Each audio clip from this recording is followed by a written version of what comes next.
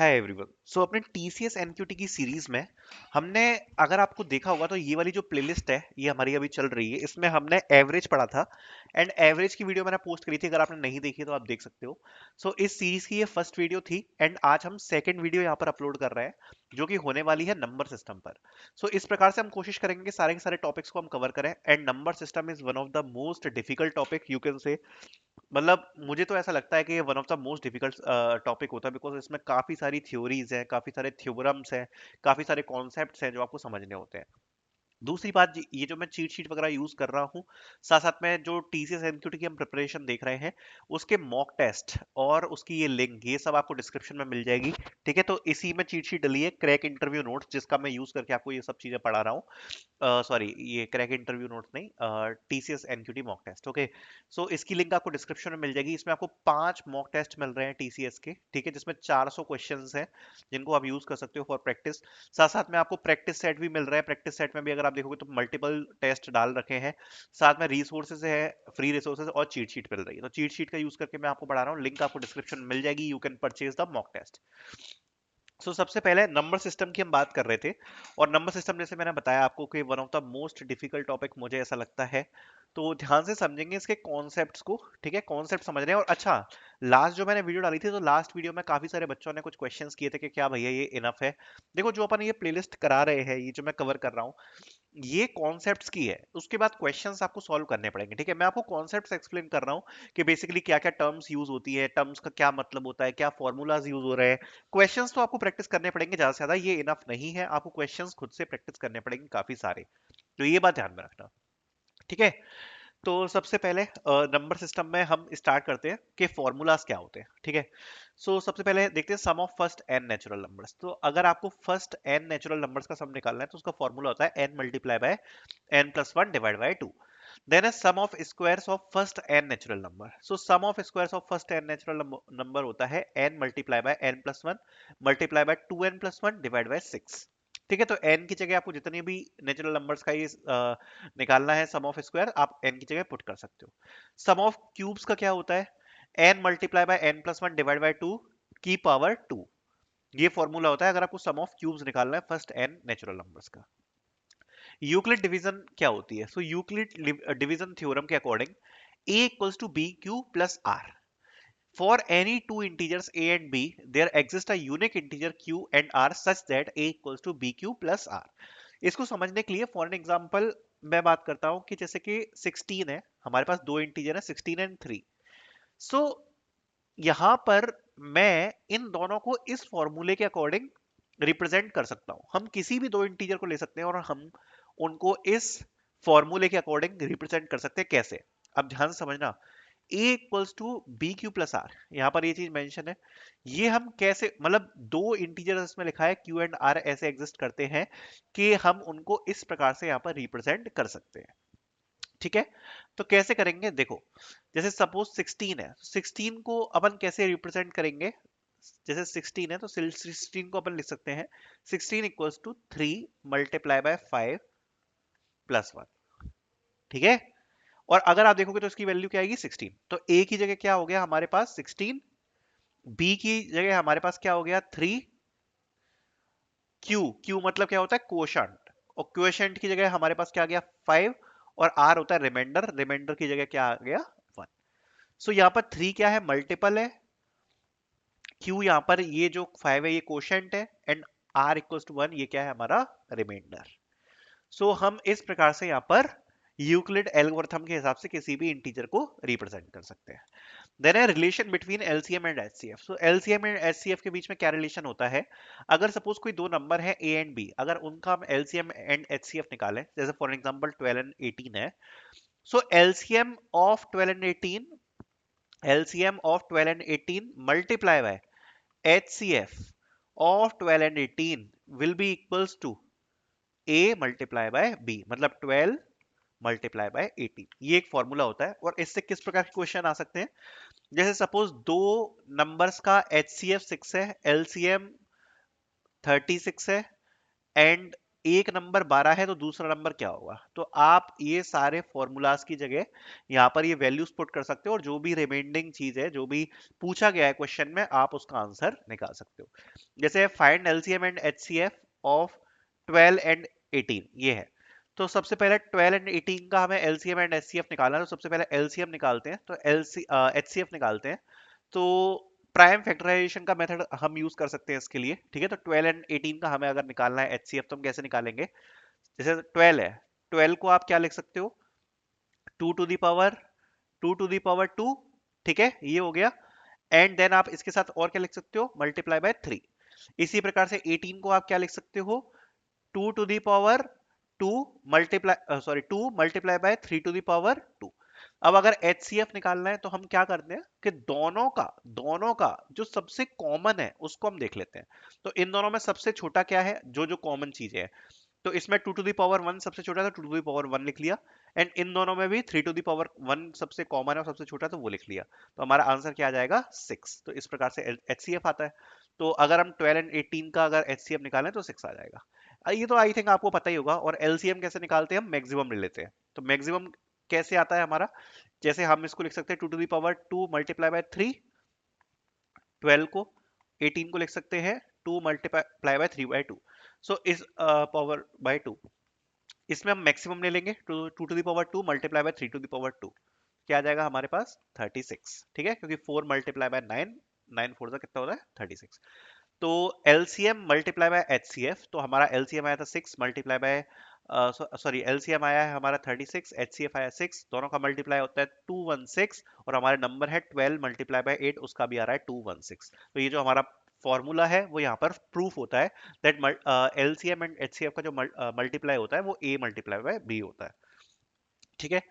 Then algebraic formulas देख लेते हैं। ये तो आई थिंक आपको पता होंगे। ए प्लस बी का स्क्वायर क्या होता है, ए माइनस बी का स्क्वायर क्या होता है, ए प्लस बी ए माइनस बी क्या होता है, देन ए प्लस बी प्लस सी का स्क्वायर क्या होता है। ये सारे फॉर्मूलाज हैं, प्लीज आप नोट कर लेना वीडियो को पॉज करके, ठीक है। देन आते हैं फर्मेट थ्योरम पे। अब ये एक इंपॉर्टेंट टर्म है, फर्मेट थ्योरम। ये क्या होती है, ये एक थ्योरम होती है जिसके according a to the power p minus 1 का रिमाइंडर 1 आता है मॉड्यूलस बाय पी। अब ये बहुत कंफ्यूजिंग सा है सुनने में, मैं आपको एक बार समझाता हूं। तो ये क्या बोल रहा है, अगर a to the power p minus 1 को अगर हम लिखें तो हम ऐसे भी लिख सकते हैं a to the power p equals to p, right. Because a to the power p divide by p हो जाएगा और p यहाँ पे चला जाएगा, तो इक्वल्स टू p आ जाएगा मॉड्यूलस बाय p। ये इसका मतलब ये है, ये कह रहा है कि अगर p, ये जो p है, सपोज ये एक प्राइम नंबर है, ठीक है, ये एक प्राइम नंबर है। और किसी भी नंबर, ये a जो है एक इंटीजर है, ठीक है। अब अगर इस इंटीजर की पावर कोई प्राइम नंबर है, p is a prime number and a is an integer not divisible by p, और जो a है वो p से डिविजिबल नहीं है, देन अगर हम p से अगर हम मॉड्यूलो निकालें, अगर हम p से मॉड्यूलो निकालें a का, तो कितना आएगा a ही आएगा। So a to the power p का मॉड्यूलो कितना आएगा, a आएगा, अगर हम p से मॉड्यूलो निकालें तो, ठीक है। अभी इसको अपन आगे भी समझेंगे तो आपको समझ में आ जाएगा। सो बेसिकली फॉर्मेट थ्योरम क्या बोल रही है कि सपोज एक कोई नंबर है, मैं ऐसे ही एग्जांपल के थ्रू समझा रहा हूं। जैसे सपोज 3 है, ठीक है, and 3 to the power, suppose कुछ भी आप मान लो कि 3 टू दी कुछ पावर में लिखा है which is 3 to the power p, ठीक है। ये कोई एक नंबर है p, तो 3 टू दी पावर कितनी है, p, ठीक है। इसका रिमाइंडर क्या आएगा, इसका रिमाइंडर क्या आएगा, ध्यान से समझना। मैं ये बोल रहा हूं कि इसका रिमाइंडर क्या आने वाला है। सो अगर आप इसका रिमाइंडर देखोगे तो बेसिकली ये बोल रहा है कि इसका रिमाइंडर, अगर अपन इसको इस फॉर्म में रिप्रेजेंट करें p माइनस 1 के, तो 3 टू द पावर p को अगर आप इस वाली फॉर्म में रिप्रेजेंट कर रहे हो which is 3 to the power p minus 1, तो ये हो जाएगा 3 to the power p divide by 3 to the power p divide by 3, क्योंकि माइनस में है। इसका रिमाइंडर क्या आना चाहिए, 1, which is 3 to the power p का जो रिमाइंडर आएगा वो क्या आएगा, 3, which is a। So a to the power p का जो रिमाइंडर आएगा वो कितना आएगा, a। ये तो ये प्रूफ करना चाह रहा है। सपोज एक इंटीजर है 3, दोबारा से एक इंटीजर है 3 जिसकी पावर क्या है, एक प्राइम नंबर है p, ठीक है। तो उसका जो रिमाइंडर है वो क्या आएगा, 3 आएगा, अगर अपन किससे रिमाइंडर करें उसे, पी से ही अगर अपन उसका मॉड्यूल निकाले तो 3 आएगा। ये थ्योरम बोलती है, ठीक है। एंड यही एक कंडीशन है कि ये जो इंटीजर है वो डिविजिबल नहीं होना चाहिए पी से। थोड़ा सा कंफ्यूजिंग लग रहा होगा, बस 2-3 बार अगर आप रिपीट करके देखोगे तो समझ में आ जाएगा मैं क्या बोलना चाह रहा हूँ, ठीक है। ये फॉर्मेट थ्योरम होती है और ये इंपॉर्टेंट है इसलिए मैंने ऐसे समझाया है। बाकी की रूल्स को समझ लेते हैं। कोई भी नंबर अगर लास्ट डिजिट उसकी इवन है, लाइक 0, 2, 4, 6 या 8, तो वो 2 से डिविजिबल होगा। अगर सम ऑफ डिजिट 3 से डिविजिबल है तो वो डिविजिबल होगा 3 से। ये रूल्स होते हैं। जैसे अगर कोई नंबर दिया, उसकी जो सम ऑफ डिजिट्स है, अगर हम उसको 3 से डिवाइड कर पाए तो वो डिविजिबल होगा 3 से। अगर लास्ट 2 डिजिट्स 4 से डिविजिबल हैं तो वो 4 से डिवाइड हो जाएगा। अगर लास्ट डिजिट 0 या 5 है तो वो 5 से डिविजिबल हो जाएगा। देन है, अगर number is divisible by both 2 and 3, अगर किसी भी नंबर को अगर हम 2 और 3 दोनों से डिवाइड कर पाए तो वो 6 से डिविजिबल हो जाएगा। इस प्रकार से बाकी के भी यहाँ पर रूल्स लिखे हैं जिसको आप पॉज करके वीडियो को पढ़ सकते हो। देन आते हैं प्राइम नंबर। प्राइम नंबर क्या होता है? A prime number is a natural number greater than 1 that has only two divisor 1 in itself. Prime number का क्या मतलब है? या तो वो 1 से डिवाइड होगा या खुद से डिवाइड होगा। फॉर एग्जांपल 2, 2 को आप या तो खुद से डिवाइड करोगे या 1 से। 3 है, 3 को आप खुद से डिवाइड करोगे या 1 से करोगे। 5 है तो 5 को या खुद से डिवाइड करोगे या 1 से करोगे। तो उसके अलावा और कोई उन्हें डिवाइड नहीं कर पाएगा जिसमें रिमाइंडर 0 है, ठीक है। कंपोजिट नंबर क्या होता है? कंपोजिट नंबर ऐसा नंबर होता है जिसके दो या दो से ज्यादा डिवीजर होते हैं। A composite number is a natural number greater than 1 that has more than 2 डिवीजर्स। जैसे 4 है तो 4 के दो डिवीजर्स क्या हो जाएंगे? एक तो 2 हो गया और एक 4 हो गया। तो दो से ज्यादा डिवीजर्स है ना, तो इसको हम क्या बोलेंगे? Composite number. तो इस प्रकार के जो नंबर्स होते हैं उसको अपन कंपोजिट नंबर बोलते हैं। को प्राइम नंबर क्या होते हैं? टू नंबर्स आर को prime if the greatest common divisor is 1। अगर जीसीडी 1 है, जैसे 8 एंड 15 है, तो 8 एंड 15 का जीसीडी क्या है? Greatest common divisor. एक ऐसा कॉमन नंबर जो दोनों को डिवाइड कर पाए। तो 1 है, 1 है ना, तो ये दोनों क्या हो गए? को प्राइम। बिकॉज 1 के अलावा और कोई ऐसा नंबर नहीं होगा जो इन दोनों को एक साथ डिवाइड कर पाए। तो इसको अपन क्या बोलेंगे? को प्राइम नंबर। को प्राइम। क्योंकि अगर मान लो क्वेश्चंस में इस प्रकार की टर्म आती है एनक्यूटी के पेपर में, तो एटलीस्ट आपको पता होना चाहिए। जैसे क्वेश्चन में लिखा है if if there are two coprime number exist. अब आप कहोगे यार ये को प्राइम का मतलब क्या होता है, मतलब को प्राइम का मतलब ही नहीं पता। तो इसलिए ये जो कॉन्सेप्ट है इनको समझना बहुत जरूरी है। एलसीएम तो आपको पता ही है, एचसीएफ भी आपको पता ही है, यूक्लिड डिवीजन आपको पता ही है, Euclid division theorem, number line, unit digit pattern ज्यादा इंपॉर्टेंट नहीं है तो इसको अभी मैं छोड़ रहा हूँ। क्वेश्चंस पे आते हैं। क्वेश्चंस बहुत ज्यादा टफ है जैसा मैंने आपको बताया। इसके जो क्वेश्चन होते हैं नंबर सिस्टम के वो थोड़े से डिफिकल्ट होते ही हैं जैसा मैंने आपको बताया है। एंड जो पहला क्वेश्चन है उसको हम फर्मेट थ्योरम से सॉल्व करेंगे, जो अभी हमने पढ़ी थी, थोड़ी सी कॉम्प्लेक्स थी फर्मेट थ्योरम अभी जो हमने पढ़ी थी, उसी से सॉल्व करेंगे। Find the remainder when 7 to the power 103 is divided by 5। जैसे सपोज एक कोई नंबर है 7 टू द पावर 103, अगर इसको हम 5 से डिवाइड करें तो इसका रिमाइंडर क्या आएगा? अब इस क्वेश्चन को कैसे सॉल्व करेंगे? तो देखो, इस क्वेश्चन को सॉल्व करने के लिए हम अपनी फर्मेट थ्योरम लगाएंगे जो हमने पढ़ा था, ठीक है। और हम ये क्यों लगाएंगे? क्योंकि अगर आप इसमें इंटीजर देखोगे तो क्या है? 7 एंड ऊपर पावर कितनी है? 103। क्या ये इसको डिवाइड कर पा रहा है? चेक करो एक बार, क्या ये इसको डिवाइड कर पा रहा है? क्योंकि हमने फर्मेट थ्योरम में यही तो कॉन्सेप्ट पढ़ा था कि डिवाइड नहीं करना चाहिए, तो नहीं कर पा रहा। तो ठीक है, तो इसका मतलब फर्मेट थ्योरम इसमें अप्लाई हो जाएगी, ठीक है। अब इसको आगे चलते हैं थोड़ा सा और समझते हैं कि इसको हम सॉल्व कैसे करेंगे। अब जैसे 7 टू द पावर 103 है, तो इसको क्या हम ऐसे लिख सकते हैं? 5 + 2 to the power 103। 5 + 2 to the power 103। अगर हम इस प्रकार से लिखें तो 5 to the power 103 multiply by 2 to the power 103, ऐसा हम लिख सकते हैं? बिल्कुल लिख सकते हैं।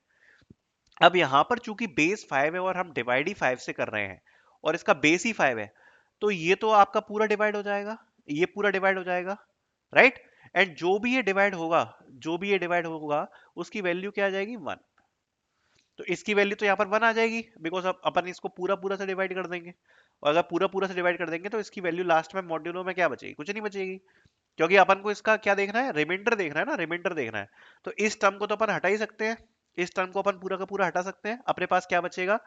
अपन को मेन इसमें देखना है कि इसमें क्या रिमाइंडर आएगा, 2 टू द पावर 103। बिकॉज इसका रिमाइंडर तो हमको पता है, क्योंकि ये पूरा, अगर आप देखोगे तो 5 टू द पावर कुछ इसमें दिया हुआ है, लाइक अगर आप इसको और डिवाइड करके देखना चाहो तो इसको अपन बोल सकते हैं 5 to the power 100 multiply by 5 to the power 3, right? इसको हम ऐसा बोल सकते हैं ना।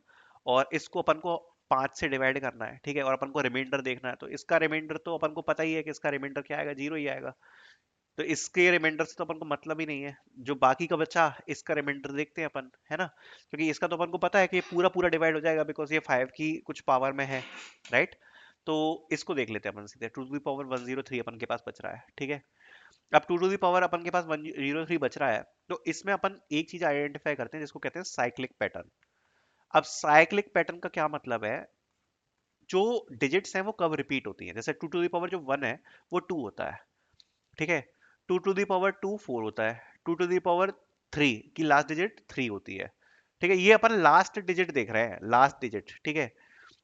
सो ये लास्ट डिजिट किस हिसाब से देख रहे हैं ना, मतलब अपन मॉड करते जा रहे हैं 5 से। जैसे 2 to the power 1 है तो उसकी लास्ट डिजिट क्या आएगी 2। 2 to the power 2 उसकी लास्ट डिजिट क्या आएगी 4। अब 2 to the power 3 क्या होती है 8, और 8 का अगर 5 से मॉड करोगे तो रिमाइंडर कितना बचेगा 3, तो इसलिए यहाँ पर क्या आ गया 3। फिर 2 to the power 4 क्या होती है, 2 to the power 4 क्या होती है आपकी 16, एंड 16 का अगर आप 5 से करोगे मॉड करोगे तो कितना आएगा 1, क्योंकि 15 होता है ना, तो 15 से एक एक्स्ट्रा बचा तो 1, ठीक है। और उसके बाद ये चीज फिर से रिपीट होती चली जाएगी। 2 to the power 5 कितनी होती है 32, तो फिर से अपन आ गए यहाँ पर, फिर से रिमाइंडर कितना बचा 2, फिर 4, फिर 3, फिर 1, मतलब ये रिपीट होता रहेगा, रिमाइंडर रिपीट होता रहेगा 2 4 3 1, और उसके बाद से ये फिर से रिपीट होके 2 4 3 1, आगे आगे आप जैसे बढ़ाते जाओगे ये रिमाइंडर रिपीट होता जाएगा। अब अगर आप इसमें एक चीज नोटिस करोगे तो 2 to the power 4 पे 1 आ रहा है reminder, right? 2 to the power 4 पे क्या आ रहा है 1 आ रहा है रिमाइंडर, ठीक है। अब अगर 2 to the power 4 पे रिमाइंडर 1 आ रहा है तो आपको पता होगा 1 का मल्टीप्लाई अपन किसी से भी करो तो उसकी वैल्यू क्या रहती है 1 ही रहती है। तो 2 to the power 103 अपन को सॉल्व करना है, तो इसको अगर अपन 2 to the power 4 से बनाए तो 2 to the power 4 कितनी हो जाएगी, 4 कितनी हो जाएगी यहाँ पर 25, और 2 to the power 4 की वैल्यू क्या है 1, तो 1 to the power कितनी हो जाएगी 25, इसकी वैल्यू क्या हो जाएगी 1। एंड इसके साथ क्या बच रहा है अपन पे, तो ये तो 2 to the power 100 तो अपना सॉल्व हो गया, तो 2 to the power 100 की वैल्यू बेसिकली अपन के पास आ गई 1, राइट? उसके बाद अपन पे ये एक्स्ट्रा बचा, उसके बाद जो अपन पे एक्स्ट्रा बचा वो कितना बचा 2 to the power 3, तो 2 to the power 3 का रिमाइंडर कितना आ रहा है अपन के पास 3, तो आंसर क्या आ जाएगा अपन के पास 3, राइट? या आप सीधे सीधे भी बोल सकते हो कि अपन के पास 103 है, सो 103 को अगर आप 4 से मल्टीपल करके देखोगे, या 4 से अगर आप इसका मल्टीपल अगर आप इसको निकालोगे या इसका मॉड्यूलस निकालोगे तो कितना बचेगा 3, और 3 बचेगा, और 3 के लिए कितना रिमाइंडर आ रहा है अपने पास 3, बस। तो यही अपन का आंसर है, ठीक है। सो आई होप ये क्वेश्चन आपको क्लियर हुआ होगा। Find the remainder when s to the power 7 to the power 103 is divided by 5। सो इस प्रकार से इन क्वेश्चंस को सॉल्व करते हैं अपन, मतलब आपको ब्रेक डाउन करना पड़ता है इस क्वेश्चन को ना, और ब्रेक डाउन करके आप उसको उस फॉर्म में लेकर आते हो जिसमें आप इसको सॉल्व कर पाओ। जैसे सबसे पहले अगर आप देखोगे तो 7 टू द पावर 103 था, तो अपन को इसको 5 से डिवाइड करना था, तो अपन ने सोची कि पहले इसको अपन ब्रेक डाउन कैसे करें, तो पहले 7 को अपन ने 5 से एलिमिनेट करके 5 वाली चीज हटा दी, ठीक है, तो 2 बचा अपने पास। फिर उसके बाद अपन ने दो की पावर कितनी है 103, तो उसको भी अपन ने ब्रेक डाउन किया और ज्यादा। तो मतलब अपन अलग अलग क्वेश्चन के हिसाब से अलग अलग प्रकार के ब्रेक डाउन करते हैं इस टाइप के क्वेश्चंस में। देन एक क्वेश्चन है find the last two digits of 13 to the power 45। अब देखो इसके लिए तो आपको यूक्लियर्स थ्योरम आनी चाहिए, ठीक है, सॉरी यूलर्स यूलर्स थ्योरम आपको आनी चाहिए। अगर आपको यूलर थ्योरम नहीं आती है तो आप इस क्वेश्चन को सॉल्व नहीं कर पाओगे। अब देखो यूलर थ्योरम इस वक्त तो मैं नहीं समझा सकता बिकॉज काफी बड़ी है, समझाने में काफी ज्यादा टाइम लग जाएगा, उसके लिए मैं आपको आर्टिकल दे दूंगा। इस आर्टिकल से आप समझ सकते हो कि यूलर्स जो थ्योरम होती है वो क्या होती है, ठीक है। और अगर आपको यूलर्स थ्योरम नहीं आती है तो आप इस क्वेश्चन को सॉल्व नहीं कर पाओगे, ठीक है। तो 13 टू द पावर 45 के लास्ट टू डिजिट्स हमें बताने हैं। सो सबसे पहले जो यूलर्स थ्योरम होती है उसके अकॉर्डिंग होता क्या है ना, यूलर्स थ्योरम के अकॉर्डिंग बता रहा हूं मैं आपको, ए टू द पावर पी, ठीक है, ए टू द पावर पी, अगर हम इसका मॉड्यूलो करें बाय पी तो रिमाइंडर 1 बचता है, ये यूलर्स थ्योरम बोलती है, ठीक है। एंड यहां पर ये दोनों आपस में क्या होने चाहिए कोप्राइम होने चाहिए, ये होती है यूलर्स थ्योरम। अब इसका जो बहुत ज्यादा डिटेल में एक्सप्लेनेशन है वो आपको यहाँ पर मिल जाएगा, ठीक है, तो अभी मैं ज्यादा डिटेल में जा नहीं रहा।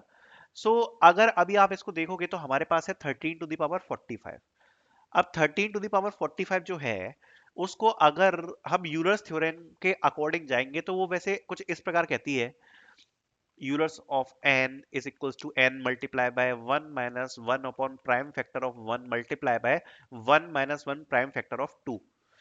अगर हम 100 के हिसाब से देखें इसमें, अभी मुझे पता है आपको समझ में नहीं आ रहा होगा ज्यादा, बिकॉज ये यूलर्स थ्योरम है और अगर आपको नहीं आती, जैसा मैं बार बार रिपीट कर रहा हूं, तो आपको समझ में नहीं आएगा।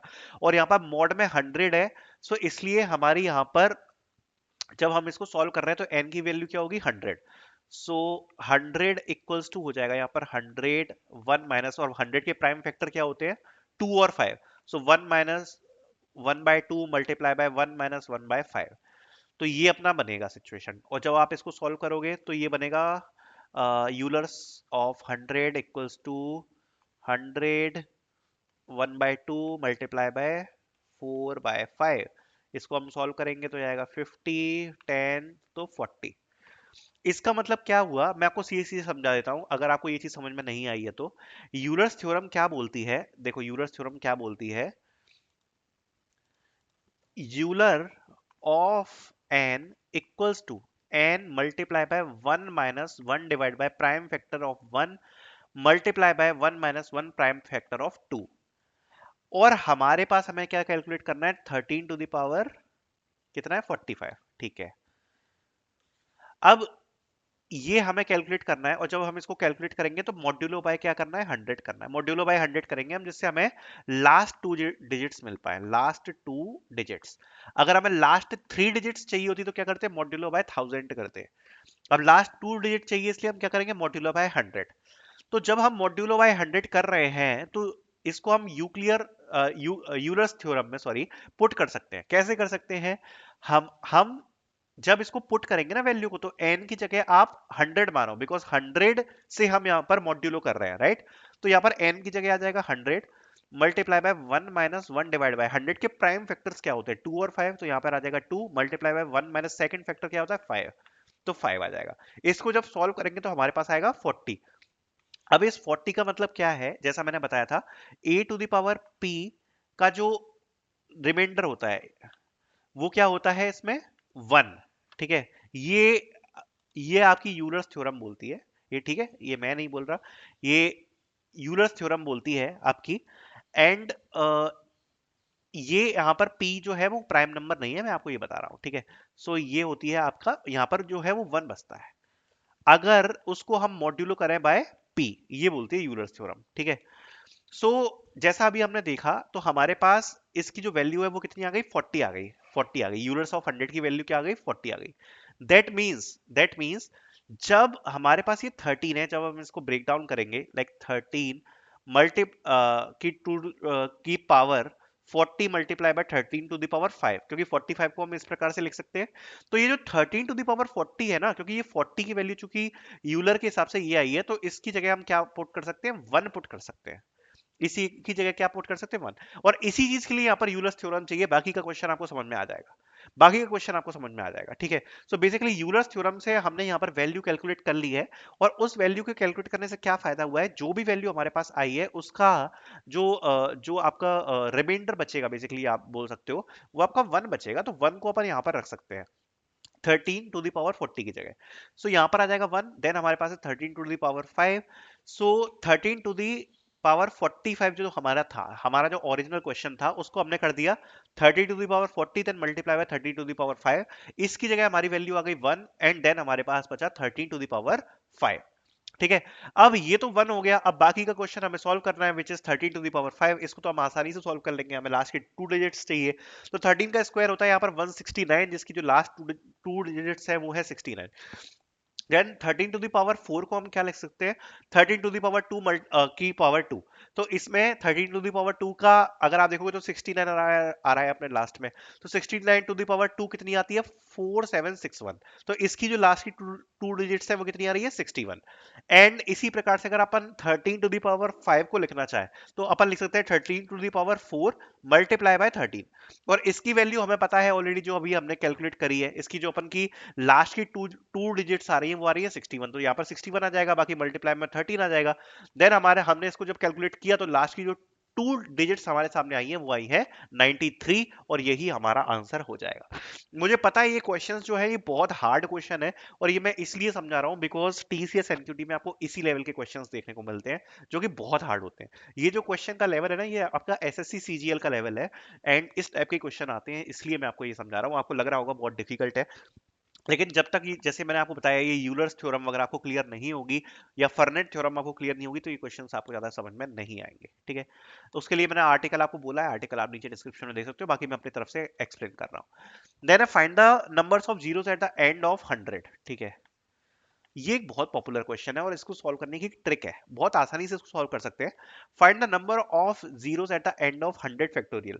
जब भी आप ये फैक्टोरियल देखो ना, तो मैं आपको एक चीज समझा रहा हूं, और अगर इसमें पूछा जाए कि नंबर ऑफ जीरोस कितने आएंगे इसके एंड में फैक्टोरियल के, मैं आपको सीधे सीधे बता रहा हूं, आपको कुछ नहीं कैलकुलेट करना होता, आपको 5 से डिवाइड करना होता है, 5 से डिवाइड करना होता है बस, और कुछ नहीं करना होता। पता है क्यों? उसका रीजन है, एंड में जितने भी जीरोस होंगे वो पता है क्या होंगे, जितने भी फाइव्स आएंगे उतने। क्यों? बिकॉज जब तक फैक्टोरियल में 5 नहीं आएगा तब तक जीरो बन ही नहीं पाता। जैसे 5 मल्टीप्लाई अपन 2 करते हैं तो क्या बनता है, 10 बनता है। ये भी एक कॉन्सेप्ट होता है, एक थ्योरी होती है। ठीक है, इस थ्योरी के अकॉर्डिंग जितनी बार 5 आएगा उस नंबर में, उतनी ही बार यहाँ पर जीरोस रिपीट करते हैं। अगर आप इसको समझना चाहो तो आपको उसका डिटेल एक्सप्लेनेशन गूगल पे मिल जाएगा। अदरवाइज आप बस इतना समझ लो कि जितने टाइम 5 रिपीट होगा उतने टाइम ही ट्रेलिंग जीरो आते हैं। अब इसने बोला कि find the number of zeros at the end of 100 factorial. तो हमें पता है कि यहाँ पर क्या दिया है, 100 फैक्टोरियल दिया है।